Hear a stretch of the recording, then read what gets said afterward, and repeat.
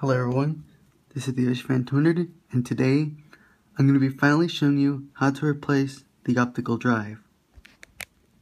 First, as usual, release the keyboard with these two tabs that are located within the keyboard. If you do not have an airport card, you can skip this step, but if you do, just make sure to release the handle and make sure to disconnect the airport card. Once it has been disconnected, you can now remove the shield using a number 0 Phillips screwdriver. Once you have removed the shield, you can now remove the RAM if you want. If you don't, you can just keep it there as it will do nothing, but I will show you in the next step. If you either remove the RAM or not, it is fine. You can now use a flathead screwdriver, and you can now pry the keyboard out with using this cable. Gently pry it out. Do not pry it out very fast or else it will break.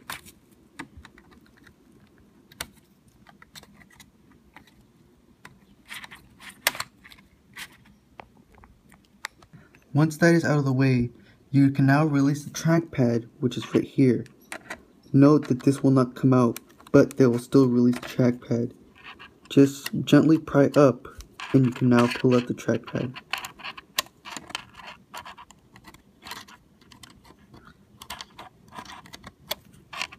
May be a little difficult. There we go. Now the trackpad is out. Depending on your model, mine has been worked on a lot. You have this screw over here, a screw over here, a screw and a screw over here. Make sure to release all these 3 screws. In my case, I only have to release one, and make sure to put them in an area where you can find them. Now, close your iBook and turn it around. Use your nail or flathead screwdriver to release the battery. You must at least lift it up and pry it out. It may come out at some point. Now that the battery has been out, you now have to release 2 screws over here. Because mine has been worked on and it's missing a lot of screws, I only have to take one out. But if you have this screw over here and the screw over here, you must release those 2 in order to release the bottom shell. Make sure to have your multi-use screwdriver in hand, as you will need it to release these pentalobular screws over here. One in here, one in here, one in here, one in here. Depending on your model, you may have all 3 of the footers. Because I told you as mine has been worked on so many times, I am missing these 2 footers, but I do have to release these. Use a T8 bit size. Once all the screws and footers have been removed, you can now start to pry out the bottom case using a flathead screwdriver. I would recommend by starting on the back.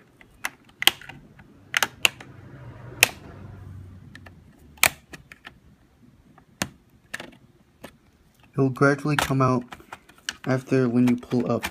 Be gentle, as you may also break it. Before you release, there's a little tab here holding this little part in. Use a flathead screwdriver and pry it out in order to release the full casing. Since mine has been worked on, there's usually a shield around here. If your model has this shield, you have to remove all the screws. You must find them first. Once that has been completed, turn your full iBook over and open it up. Once you have removed all, including to make sure that the trackpad has been removed, you can now pry out the upper case. Be careful when prying out. Make sure to not damage the casing from the power cord. Your computer should now look like this with the case like this when you're holding it. You have 2 cables to remove. The cable that leads to the power cord and the cable for the sound. Release these 2 using a flathead screwdriver.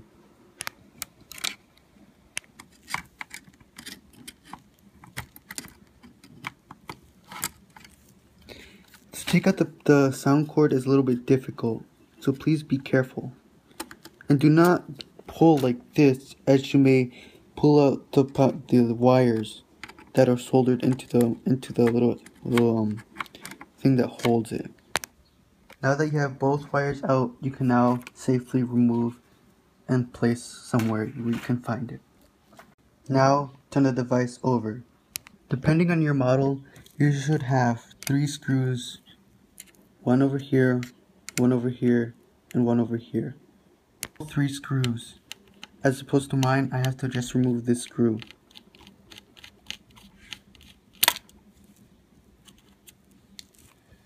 Now you should try to pull out the optical drive.